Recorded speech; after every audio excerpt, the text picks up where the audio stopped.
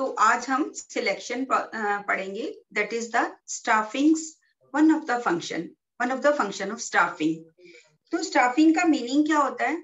मैंने अभी आपको बताया कि जहां पे रिक्रूटमेंट खत्म होती है, रिक्रूटमेंट का प्रोसेस खत्म हुआ, लोगों को हमने रिसोर्स ढूंढ लिया, इंटरनल या एक्सटर्नल, फिर प्रोस्पेक्टिव एम्प्लॉय माने जो एम्प्लॉय हमारे होने वाले हैं, उनको हमने मोटिवेट किया कि वो हमारी कंपनी में अप्लाई करें, उनकी एप्लीकेशन आ गई। यहां तक क्या हुआ? Recruitment.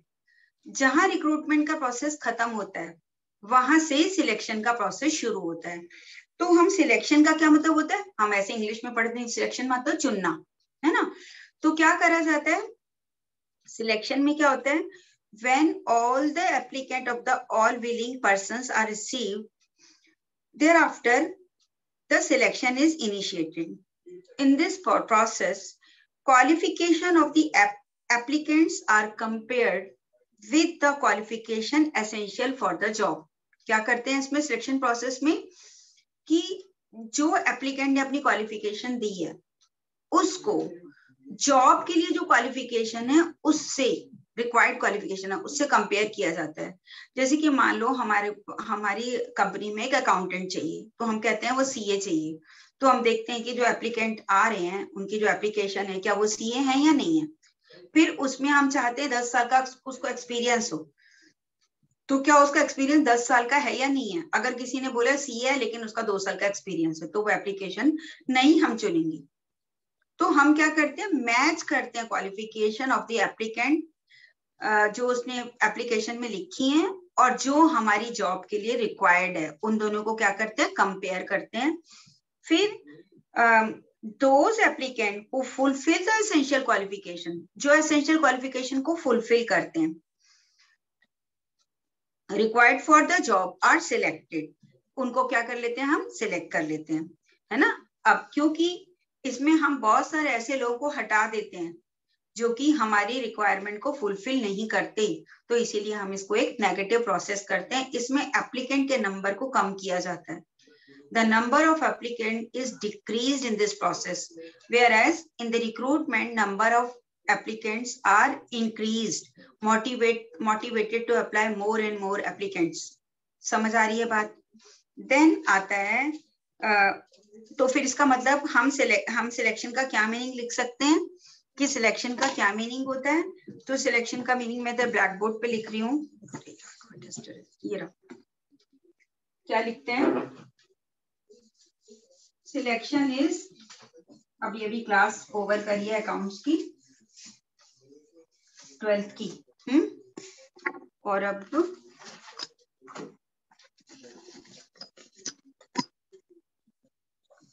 it is the process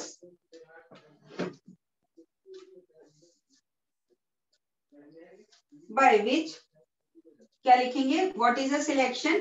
Selection आप लिख सकते हो इस डेफिनेशन को, दिख रही है आपको? सॉरी, सिलेक्शन लाइट बेटे ठीक दिख रहा है आपको? Selection, yes ma'am. Selection is the process, ये वो प्रोसेस है, is the process by which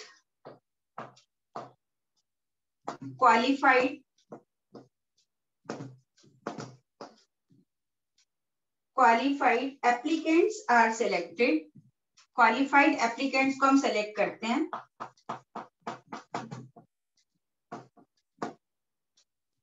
are selected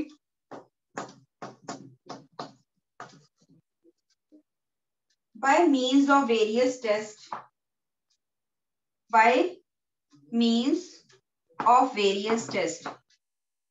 आप इतना भी लिख लोगे तो भी चलेगा। इसमें बस आपको ये देखना है कि ये वो प्रोसेस है जिसमें हम क्वालिफाइड एप्लीकेंट को सिलेक्ट करते हैं जो हमारी जॉब के लिए रिक्वायर्ड है। ठीक है, आपकी बुक में दो तीन इसमें दी हुई है डेफिनेशन। आप कोई भी एक डेफिनेशन जो तुम्हें इजीली याद हो जाती है वो लेके याद करके लिख सकते हो। देन या हम एक और भी इसमें एप्लीकेशन एक और भी लिखी हुई है इसमें कि डेफिनेशन लिखी हुई है, selection is the process in which the candidate for the employment are divided into two classes, those who are to be offered employment and those who are not. इसमें हम दो तरह से बांट लेते हैं, एक जिनको हमने देनी है एम्प्लॉयमेंट और एक जिनको नहीं देनी, ठीक है। तो इस तरह से सिलेक्शन करते हैं हम।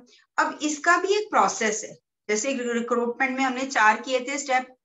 अब देखो इस चैप्टर में आप पहले स्टाफिंग के प्रोसेस के स्टेप आप लिखते जाओ एक पेज पर, और उनको अपने घर में एक दीवार पे अखबार लगाओ और उस पर टेप से लगाते जाओ इन प्रोसेसेस को जो इस टर्म में अब शुरू हुए हैं। सबसे पहले हमने इसमें क्या, स्टाफिंग का प्रोसेस, फिर स्टाफिंग में ही हमने क्या प्रोसेस किया, रिक्रूटमेंट का प्रोसेस जिसमें 4 स्टेप है, और अब हम कर रहे हैं सिलेक्शन का प्रोसेस। सिलेक्शन के प्रोसेस में हमारे 8 स्टेप हैं। इसमें सबसे पहला स्टेप है प्रीलिमिनरी स्क्रीनिंग। देखो वैसे तो प्रोसेस जो है अलग अलग ऑर्गेनाइजेशन में अलग अलग होता है। कोई छोटी सी ऑर्गेनाइजेशन है, उसको कोई सेल्समैन चाहिए, वो बुलाते हैं, इंटरव्यू लेते हैं, उससे पूछते हैं भाई इतनी हम तेरे को सैलरी देंगे, तू तैयार है, इतना घंटा तेरे को काम करना पड़ेगा, हो गया सिलेक्शन। लेकिन जो बड़ी बड़ी मल्टीनेशनल कंपनीज होती हैं जो लाखों रुपए सैलरी देती हैं, तो वो उनका बड़ा सिलेक्शन का प्रोसेस बड़ा एक्सटेंसिव होता है, बहुत बहुत इंटेंसिव होता है, बहुत उसके अंदर वो बहुत जैसे कहते हैं ना गहन, बहुत ध्यान से चुनते हैं वो, और का पूरा उनका प्रोसेस होता है। तो इसमें सबसे पहला क्या है, प्रीलिमिनरी स्क्रीनिंग। प्रीलिमिनरी स्क्रीनिंग क्या होती है, इसमें हम स्टेप लिखते जाते हैं। सबसे पहला है प्रीलिमिनरी स्क्रीनिंग। मैं इसको मिटा रही हूँ, इसको डेफिनेशन को।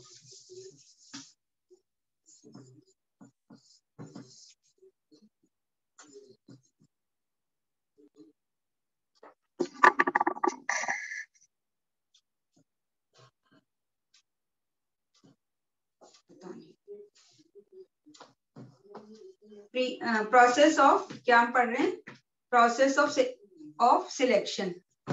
दिख रहा है आपको बेटे? यस मैम दिख रहा है। प्रोसेस ऑफ सिलेक्शन, इसमें सबसे पहला है प्रीलिमिनरी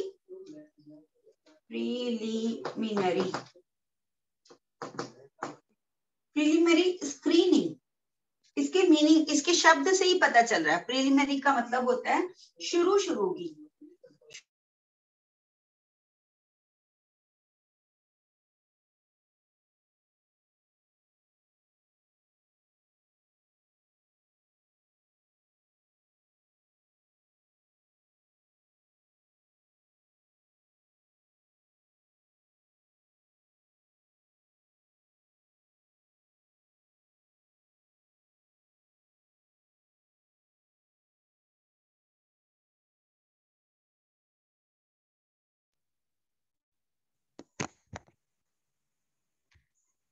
सॉरी बेटे, स्कूल से फोन था।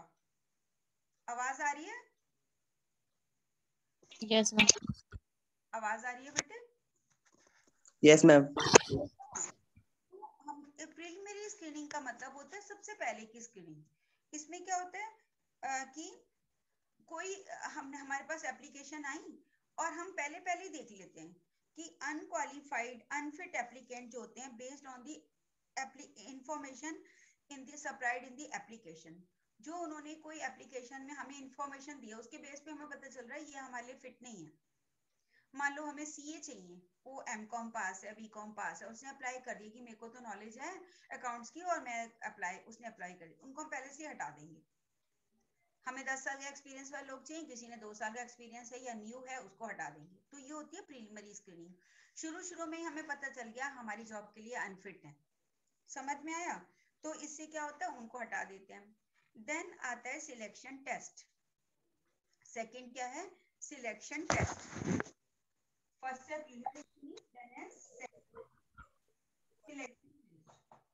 सिलेक्शन टेस्ट में डिफरेंट टाइप के टेस्ट लिए जाते हैं। अब कौन से टेस्ट लेते हैं? इसमें सबसे पहला टेस्ट है इंटेलिजेंस टेस्ट।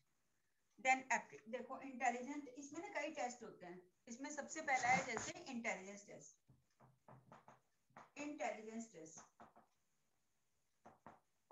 देखते हैं कि बंदा कितना इंटेलिजेंट है। और इंटेलिजेंसी का कैसे पता लगाया जाता है? इंटेलिजेंट का क्या मतलब होता है?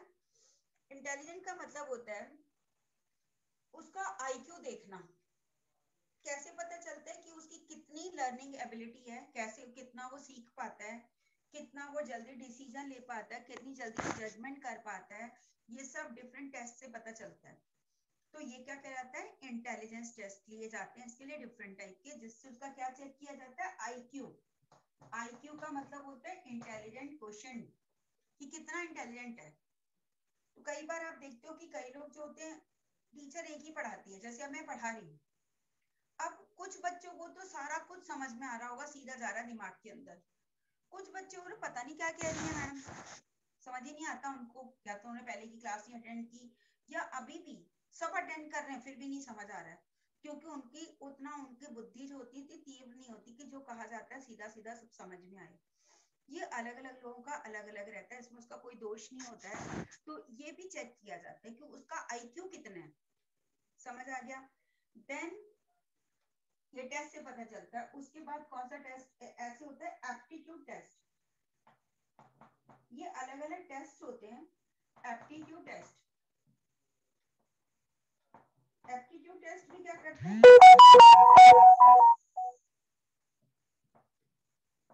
एप्टीट्यूड टेस्ट, एप्टीट्यूड टेस्ट जो होती है, it is used to measure the individual potential for learning new skill.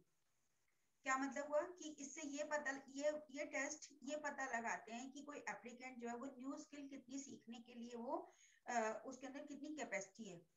कई लोग होते हैं नया कुछ नहीं सीख पाते, कुछ भी सिखाओ नहीं समझ आता, नया कुछ नहीं, जो आता है वो आता है, नया कहेंगे नहीं नहीं रहने दो, हम बस इतना ही कर सकते हैं, हमने नहीं सीखना।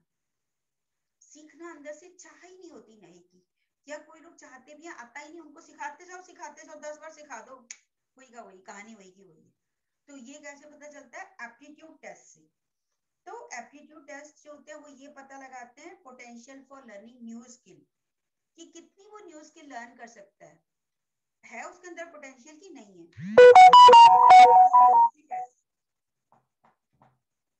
Personality test, what do you think personality test क्या होता है? डिफरेंट टाइप के टेस्ट हैं, intelligent test, aptitude test, personality test में पर्सनैलिटी टेस्ट की जाती है। It is used to know persons emotions और उसके रिएक्शन, मैच्योरिटी, वैल्यू सिस्टम, ये सब चेक करते हैं। पर्सनैलिटी में ये नहीं कि हमने क्या कपड़े पहने हुए हैं, हम कैसे दिख रहे हैं, स्मार्ट दिख रहे हैं, नो।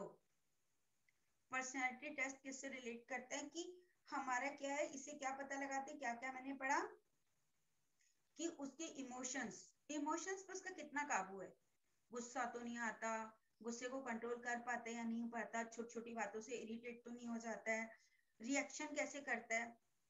कई बार होता है हमें गुस्सा आता है लेकिन हम कुछ रिएक्ट नहीं करते, ठीक है, पर कभी कभी गुस्सा भी करते हैं। तो ये मैच्योरिटी कितनी है, हम नहीं कहते कई लोगों को कि बिल्कुल बच्चा है, इतना बड़ा फिर भी समझ नहीं आ रही, बच्चा है, मैच्योरिटी नहीं है। मैच्योरिटी माने मैच्योरिटी ऑफ ब्रेन, कितनी बुद्धि है इसके अंदर। कई लोग देखोगे 50-60 साल के, अकल कोई उतनी की उतनी होती है जैसे किसी छोटे बच्चे में होती है, और कई छोटे बच्चे होते हैं उनमें बहुत बुद्धि होती है, बहुत समझदार होते हैं, तो हम कहते हैं ये तो बड़ा मैच्योर है। मैच्योर माने समझ कितनी ज्यादा है। तो इसके भी टेस्ट होते हैं, और वो कौन सा टेस्ट है, पर्सनैलिटी टेस्ट। अब समझ लो पर्सनैलिटी टेस्ट में उसका पता चल गया ये तो भैया बहुत गुस्से वाला है, हटा देंगे उसको। ये पता चल गया छोटी छोटी चीजों से परेशान हो जाता है जल्दी जल्दी, हटा देंगे उसको। बंदा चाहिए ऐसा जो कि कैसा हो, स्टेबल।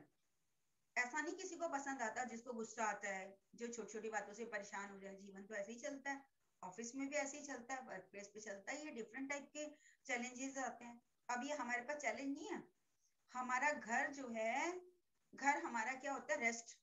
घर पे आ गए माने माँ की गोद में आ गए। अभी घर वर्क प्लेस बन गया तो बन गया, क्या करें इसको। हमें अब हम यही करते रहे, घर पे बैठ के पढ़ाना पड़ रहा है, घर पे बैठ के पढ़ाना पड़ रहा है, तो फिर तो भैया हम काम नहीं कर सकते। या हम कह दें ठीक है, ये तो ऐसे ही सही, छोटा ब्लैक बोर्ड है तो छोटा ही सही, ऐसी परिस्थितियां, तो हम इसको सबको स्वीकार कर लें। ये होता है कि पर्सनैलिटी किसकी। और आप देखते हो एक ही सिचुएशन होती है, कोई लोग बड़ा परेशान हो जाते हैं, कोई सहज भाव में, कई खुश किसी को फर्क ही नहीं पड़ता। कई बार कोई लोग होते कुछ भी हो जाए। हमारे स्कूल में रवि सर हैं, मैंने उनके अंदर एक खास बात इतनी देखी है, उनको कोई काम दे दो, कोई काम, प्रिंसिपल दे देता है, डिपार्टमेंट से आता है, आजकल भी उनकी एयरपोर्ट में ड्यूटी लगी हुई है, कभी प्रिंसिपल के साथ काम करते हैं, कभी उनका वैक्सीनेशन में, कभी कहाँ, उनको ढेरों काम देते हैं, और मैंने कभी उनके चेहरे पे शिकन नहीं देखी। He is such a nice person. अब वो मेरे सामने नहीं है ना, वो मैं आपकी उनकी पीछे तारीफ कर रही हूँ, ऐसी पर्सनैलिटी होना।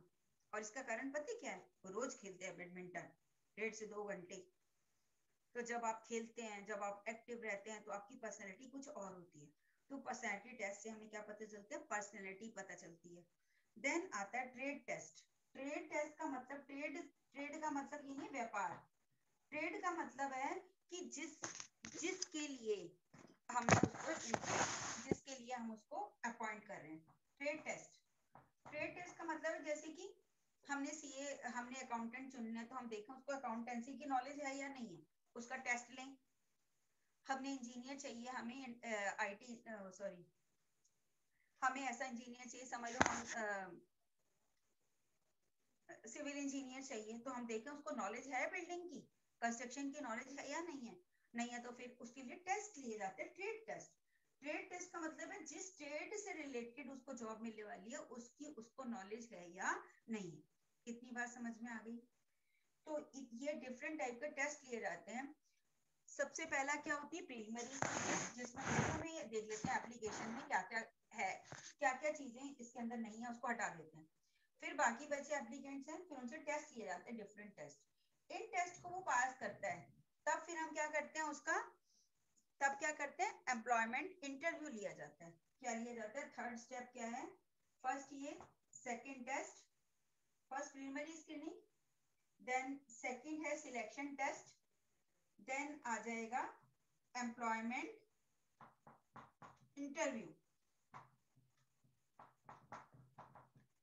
इसमें क्या करते हैं, इंटरव्यू लिए जाते हैं। अब एम्प्लॉयमेंट इंटरव्यू जो होते हैं, ये सारे टेस्ट क्लियर हो गए, और तब उसको कहते हैं भैया तू इंटरव्यू के लिए आ। इंटरव्यू के लिए बुलाया जाता है, और इंटरव्यू के लिए बुला के उसका क्या क्या चेक करते हैं, आप बताओ, कोई बताएगा इंटरव्यू लेते क्यों लेते हैं, बताओ उसे क्या क्या चेक किया जाता है?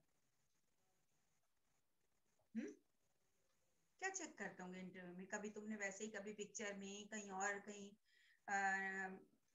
सीरियल्स में, कहीं कहीं देखा होगा, confidence level. Confidence level check करते हैं, और क्या देखते हैं, और क्या देखते होंगे? Ma'am suitability check, suitability check करते हैं, उसकी फिजिकल क्वालिटीज चेक करते हैं, कैसा है दिखने में, कैसा है, कैसा ड्रेसअप होके आता है, कैसे बोलता है, टॉकिंग देखते हैं उसकी। और एकेडमिक, और इसके अलावा ये भी देखते हैं कि जो भी वो इसके डॉक्यूमेंट्स हैं, जो डिग्रीज हैं, वो वेरीफाई करते हैं कि वो सब ठीक है या नहीं है, और इंटरेस्ट उसका काम में है या नहीं है, quick wittedness, general intelligence, memory power, कुछ सब उसका चेक करते हैं उसमें। बहुत सारी चीजें उससे पूछ लेते हैं, कोई पिछली बात। जैसे मैं बताती हूँ कि जब मेरा सिलेक्शन हुआ था टीचिंग के लिए, तो जो इंटरव्यू बोर्ड में ऐसे 5-6 लोग बैठे थे, तो उन लोगों ने मेरे से पूछा कि उन्होंने मेरे से बोला कि आपको बोला कि अपने बारे में 5 लाइन्स में इंग्लिश में बताओ। तो मैंने उसमें बोला, जैसे भी 4 जो भी बताई होंगी, फिर उसमें मैंने बोला कि I like to see movies also. तो उन्होंने पता है क्या मेरे से बोला कि अच्छा आपने, तब उन दिनों में ऐसे कोई पिक्चर तो लोग जाते नहीं थे, जैसे इतनी पिक्चर्स आती नहीं थी। कभी संडे की एक मूवी आती थी वीक में टीवी पर। तो मैंने बोला कि मैं नहीं, बाहर नहीं जाती पिक्चर देखने, हम संडे को जो टीवी पे पिक्चर आती है वही देखते हैं। तो बोले अच्छा चलो वही पिक्चर बताओ। अब जो है वही पिक्चर जो है, मुझे नाम ही ना याद आए, पिक्चर भी ना याद आए, ब्लैंक, बिल्कुल दिमाग ब्लैंक। फिर मैंने उनको एक पिक्चर बताई जो मुझे ऐसे याद आ रही थी, जिसके बारे में मैंने कभी अपनी डायरी में लिखा था। तो मैंने कहा सर एक मूवी तो याद आ रही है, लेकिन मेरे को उसका नाम नहीं याद आ रहा। बोले अच्छा ऐसे ही बताओ। तो फिर मैंने वो मूवी की स्टोरी बताई। तो फिर हमारे वो डायरेक्टर थे, वो उसमें एजुकेशन ऑफिसर, वो बोले ऐसी नहीं याद आ रही, ऐसी नहीं पिक्चर आपको अच्छी लगती जिसमें हीरो हीरोइन के पीछे भागता है पेड़ों के पीछे? तो मैंने कहा नहीं, वो भी अच्छी लगती है, लेकिन मेरे को अभी याद ये नहीं है। ऐसे करके मैंने मूवी सुनाई, और मेरा सिलेक्शन हुआ मूवी की स्टोरी सुना के। तो आप बताओ उन्होंने मेरे से पिक्चर की स्टोरी क्यों सुनी? चेक करते होंगे मेरा? Communication skill, learning power. कैसे मैं बताती हूँ, कम्युनिकेशन स्किल है ना। तो ये सब जो है उन्होंने उसमें मेरा चेक किया, और मेरे पापा बोले घर आके, मैंने बताया पापा को कि मैं तो पिक्चर की स्टोरी सुना के आई हूँ। बोले तेरा नहीं सिलेक्शन होएगा, लोग कहेंगे, वो बोलेंगे कि तो टीचर तो पिक्चर देखती रहती है, ये क्या पढ़ाएगी बच्चों को। लेकिन यू नो कि मेरा उस पिक्चर की स्टोरी सुनाने पर ही सिलेक्शन हुआ। कुछ नहीं पूछा मेरे से, कोई मिनिस्टर का नाम नहीं, कोई राज्य नहीं, राजधानियां नहीं, कुछ नहीं। बोला कि आप स्टोरी सुनाओ, और स्टोरी सुनाई। और ड्राइंग का शौक, मैंने बोला तो बोला ड्राइंग करके दिखाओ, तो मैं ड्राइंग कुछ कर दी, उस पर सिलेक्शन हो गया। मैम बैकग्राउंड चेक नहीं हुआ आपका? हाँ, हम जो बैकग्राउंड चेक होता है पुलिस केस वगैरह तो नहीं है, ये चेक हुआ? आ रही हूँ, सब चेक होता है, सब बता रही हूँ, सब बता रही हूँ। तो ये हुआ, एम्प्लॉयमेंट इंटरव्यू होता है, और इसमें दो तरह के इंटरव्यू होते हैं, एक तो प्रीलिमिनरी और एक फाइनल इंटरव्यू। प्रीलिमिनरी इंटरव्यू जैसे कंपनीज में पर्सन मैनेजर होते हैं, वो चेक करते हैं। और फाइनल इंटरव्यू जो होता है वो लेता है जो कंसर्न डिपार्टमेंट होता है। जैसे परचेज डिपार्टमेंट ने लोग मांगे, परचेज मैनेजर उनको चाहिए, तो परचेज डिपार्टमेंट का जो हेड होगा ना, वो उनका इंटरव्यू लेगा कि हमारे डिपार्टमेंट के लिए जो लोग ये आए हैं, हमारे डिपार्टमेंट को जैसी रिक्वायरमेंट है वो उसको फुलफिल कर रहे हैं या नहीं कर रहे। मैम वो तो एचआर भी तो लेता है। हाँ? मैम नहीं, एचआर भी। डिपार्टमेंट का मैनेजर भी लेता है फाइनल इंटरव्यू। एचआरडी ने तो ले लिया, उसने पहले ले लिया प्रीलिमिनरी इंटरव्यू। फाइनल में कौन लेता है? कंसर्न डिपार्टमेंट का मैनेजर, हेड। देन आ गया रेफरेंसेस, देन फोर्थ आता है, ये सब हो गया, समझ लो इंटरव्यू में भी पास हो गया। देन आता है रेफरेंसेस एंड बैकग्राउंड। यहाँ पे फोर्थ स्टेप है references and background. References and background का क्या मीनिंग है? रेफरेंस, भाई किसी ने अगर रेफरेंस दी हुई है, किसी के उस पे आया, रेफरेंस पे आया बंदा, हमारे पास लिखा हुआ उसकी एप्लीकेशन में कि भाई इस कंपनी का ये बंदा इसको जानता है, तो फिर क्या करते हैं, उसको चेक करते हैं, जिसमें उसका लिखा होता है, देखो अ कैंडिडेट इज, तब क्या करते हैं, जो उस कैंडिडेट के लिए जिसने रेफर किया होता है, उससे क्या करते हैं, उन पर्सन से whose name is figure in the column of the reference, the information relates to the character, उसके character से related, social relation से related जो होती है उसकी information gather की जाती है। और फिर जब satisfy हो जाती है कि हाँ ये बंदा ठीक है, ठीक character का है। आपको पता है कभी कभी कोई बंदा किसी कंपनी तो उसके उस पे डिग्रीज पे लिख देते हैं, या उसको जो लास्ट सर्टिफिकेट देते हैं, उसको एक्सपीरियंस सर्टिफिकेट देते हैं, उस पे लिख देते हैं कि ये बंदा जो है ऐसा है, उसको कहीं जॉब ही ना मिले। एक मेरे को अभी उस दिन कोई बता रहा था कि ऐसे ही कोई किसी दूर की ऐसे पहचान के ऐसे बोले कि उसके बेटे की डाइवोर्स हो गया, और उसके वाइफ ने कुछ ऐसा कुछ जो भी केस में करा, तो उसके लास्ट एम्प्लॉय ने क्या किया, उसकी एक्सपीरियंस लेटर पे सब लिख दिया, और उसको इंडिया में फिर कहीं जॉब नहीं मिल रही थी, फिर वो फॉरेन में गया, वहां पर उसको जाके जॉब मिली, वो फॉरेन में रह रहा है। तो ऐसा भी होता है। तो रेफरेंसेस से क्या होता है, पता करते हैं कि बंदा कैसा है, उसका करेक्टर कैसा है, उसका सोशल रिलेशन कैसा है, ऐसा तो नहीं लड़ाई झगड़ा करता रहता है।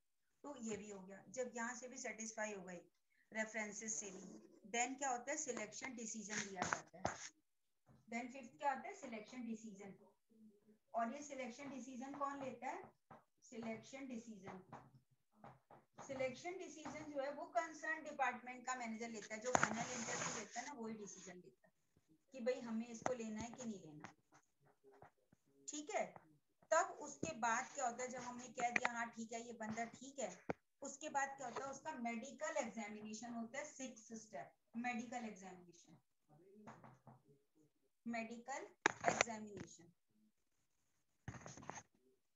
अब ये मेडिकल एग्जामिनेशन क्यों किया जाता है, क्यों चेक करते हैं, तुम बताओ, क्यों मेडिकल चेकअप करते हैं, ये बताओ। हम क्योंकि वो फिजिकली फिट है या नहीं है ये चेक करने के लिए। फिजिकली फिट है या नहीं है, क्यों? मैम अगर वो हमारे लिए कोई काम ही नहीं कर पाएगा तो वो हमारा एफिशिएंटली नहीं होगा। हाँ, सबसे पहली बात तो ये कि वो फिजिकली फिट है। सबसे पहले तो हमें स्वस्थ लोग चाहिए ना, रोज बीमार होता रहे, हैं बीमारी है उसको, कोई हार्ट ट्रबल है या कोई और दिक्कत है, बीपी है, रोज बीमार होता रहता है। एक तो इससे क्या होता है, एक तो वो काम नहीं कर पाएगा। दूसरी बात ये भी है कि बिजनेस में भी वो कई तरह, समझ लो उसको कोई इन्फेक्शियस डिजीज है, टीबी है, तो औरों को हो जाएगी। तो इन्फेक्शियस ना हो, कोई ऐसी डिजीज तो नहीं है, पहली बात ये पता लगाने के लिए।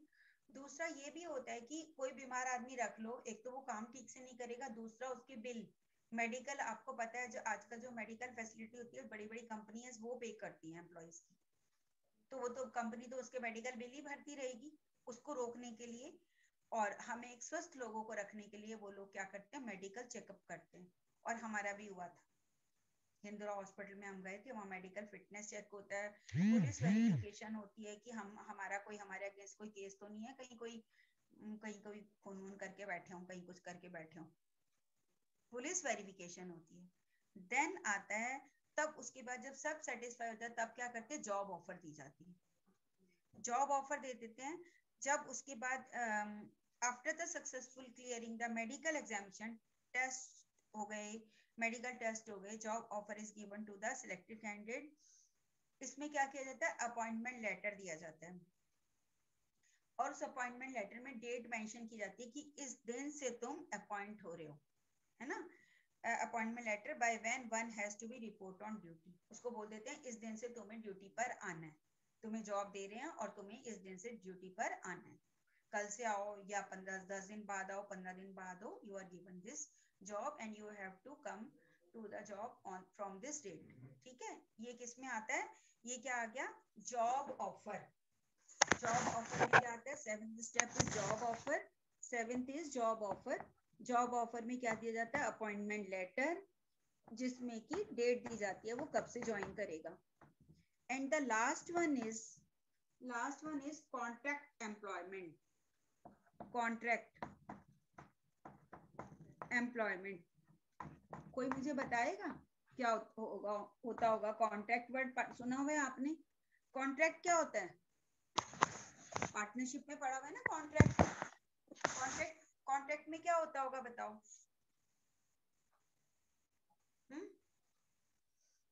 कॉन्ट्रैक्ट क्या होता है, पार्टनरशिप में पढ़ा हुआ है, कॉन्ट्रैक्ट अकाउंट्स में पढ़ते हो ना, हमसे salary value the contract between persons, contract होता है एक समझौता। अब क्या करते हैं, इसमें क्या करते हैं, कॉन्ट्रैक्ट करते हैं, इनका जो कंपनी ऑफर करती है जॉब और जो एम्प्लॉय होता है उनके बीच में कॉन्ट्रैक्ट साइन किया जाता है, और उसमें सब लिखा हो जाता है, लिखी जाती है detail. Main document among them is the attestation form. In this, detailed description of the employee is provided, which he himself attests. This can be used at the time of the need in the future. Apart from this, a written contract of the employment is framed. Written contract होता है जिसमें क्या क्या दिया जाता है, job title. Job title का मतलब होता है वो क्या, किस पोस्ट पे उसको अपॉइंट किया जा रहा है, मैनेजर है, अकाउंटेंट है, जो भी है, गार्ड है, जो भी उसको जो भी पोस्ट पे रख रहे हैं उसका जॉब टाइटल दिया जाता है। रिस्पॉन्सिबिलिटीज क्या क्या होंगी वो, then date of the regular service, कब से वो रेगुलर माना जाएगा, date of the rate of the remuneration, क्या उसको सैलरी देंगे, allowances, working hours, leave rules, then grievances removal procedure, disciplinary procedure, termination procedure, सारे प्रोसीजर उसमें लिखे रहते हैं, और वो सारा कुछ देख के उससे कॉन्ट्रैक्ट साइन किया जाता है और उसके बाद उसको जॉब मिलती है। This here the selection process completed. समझ आ गया, ये थर्ड क्या है, ये this is the third step of staffing process. First क्या है बताओ, क्या है जरा निकाल के देखो, जहाँ स्टाफिंग प्रोसेस हमने किया था, फटाफट बताओ क्या था स्टाफिंग प्रोसेस का first step, estimating manpower requirement, estimating the manpower requirement. Then second step is recruitment. The third step is selection, है ना, सिलेक्शन है, और आगे प्लेसमेंट ओरिएंटेशन ये सब नहीं है हमारे इसमें, आगे हम ट्रेनिंग पढ़ेंगे कल, ठीक है। Training and development, different type of training method पढ़ेंगे, वो हम कल करेंगे और हम यहीं पर ही क्लास को ओवर करते हैं, ठीक है। समझ में आई आज आपकी क्लास? आपको क्लास समझ में आई? Yes ma'am. ओके बेटे, thanks for attending the class.